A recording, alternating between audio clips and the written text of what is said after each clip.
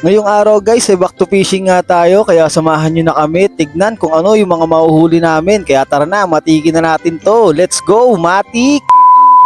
Dahil nga hindi kami nakapagluto ng babaonin natin for today's video, bumili na lang kami ng tinapay at dumiretso na rin kami dito kila Chohan para bumili ng pansit nila. Matik na yan, pansit na lang babaonin natin para may food trip tayo. Matik! Habang niluluto nga yung order natin na pansit, humingi muna ako dito kay boss ng sabaw-sabaw para may inihigop naman tayo habang inihintay ang ating pansit. Matik! Tignan nyo naman guys yung sabaw-sabaw dito, talagang lintik ang kulo. Matik na matik! Sarap higupin yan. Saktong-sakto nga sa amin tong sabaw-sabaw na to dahil hindi nga kami nakapag-almusal, hindi kami nakakain. Kaya ito muna ipangsasapin natin sa ating sikmura. Matik, sabaw-sabaw, higupe, matik. Sobrang quality nga rin ng pagkakapakulo dito sa sabaw-sabaw na to. Talagang ayan, napapaihip pa si Boss Rad. Hipane para hindi mapaso sa sabaw-sabaw na yan. Matik, talagang kada higop mo makakakita ka ng liwanag. Matik.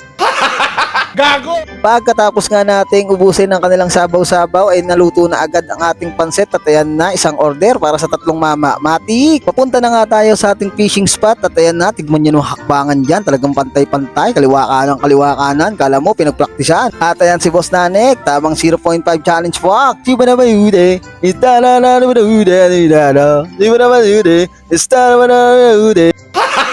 Gago! Andito na nga tayo sa ating fishing spot at ayan na, nakapaglatag na ng mga pamingwet si Boss Nanik at si Rad. Ako, tamang video lang dito. Yeah, for the vlog, matik. Yung mga wala pang budget dyan na pambili ng bulaklak ngayong darating na araw ng mga puso, pumunta na kayo dito at pambitas kayo na bulaklak ng kangkong. Matik, yan na lang muna ang ibigay nyo para makuha nyo inis ng mga jowa nyo. Matik. Ang galing! Dito ay naglatag na rin ako ng ating pamingwet. Bali, hintayin na lang natin yan kung may kakagat, ikibit ba sa ating pamingwet para may mauwi naman tayong tilapia. Matik, waiting lang tayo kung may kakagat. Matik, medyo minamalas nga tayo. Wala talagang kumaagat, wala akong nahuhuli. Malas talaga si Matik ngayong araw. Walang nahuhuling isda. Matik na yan. Anong gagawin mo ngayon? Wala kang mahuhuling isda, boy. Matik. Dahil nga wala tayong nahuhuling isda, puputripin na lang natin tong baon nating pansit. Kaya tara, samahan nyo na kayo mag-food trip dito. Wala, sige, salidi mo na yung pansit para ma-food trip na natin yan. Wow, may pa-viewing pa, matik. Habang kumakain nga kami dito ng pansit, iniisip nga namin kung saan kami pepesto, kung saan kami makakahuli, kung saan ba mas maganda. Dahil nga wala pa kaming nahuhuli, anong oras na, inabot na kami na tanghalian dito, wala pa rin kami naiaangat na kahit na isa parasong tilapia o kahit na anong isda. Kaya yan, food trip na lang muna tayo, matik.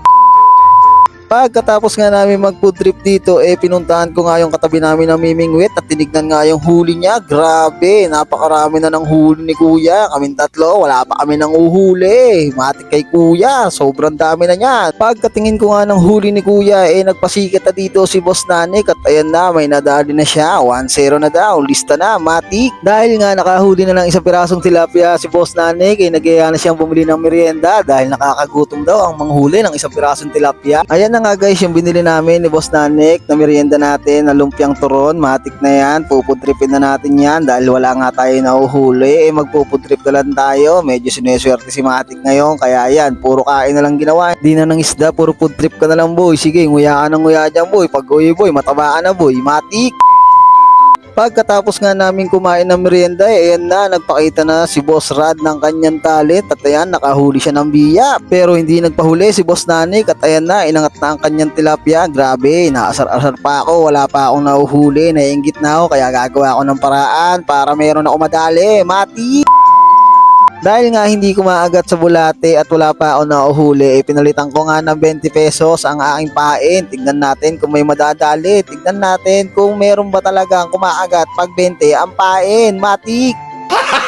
Gago! Pero maya-maya lang ayan na, may kumagat na sa pain natin na 20 at iba yata ang kulay nito. Hala, sige, hilahin mo Matik ang makita natin kung ano yung kumagat sa 20 at ayan na nga, grabe, yung 20 ko kinagat ng 1,000. Damn!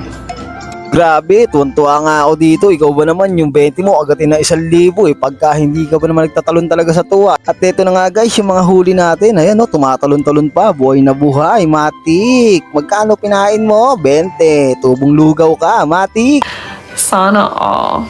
At dahil nga marami na tayong huli, pack up na tayo, uwi na tayo dahil puno na ang bangka, matik. Maraming salamat nga po pala sa mga nagko-comment, nagla-like, nag-share sa mga video natin. Napakalaking tulong po nun sa amin, matik. At kung di ka pa nakapollow sa page natin, i-follow mo na ang Denmark #matik para naman madagdagan yung mga taga-matik natin dyan, matik. Maraming salamat sa oras nyo. Hanggang dito na lang tayo. Please like, follow and share na lang ng page natin. Salamat, matik.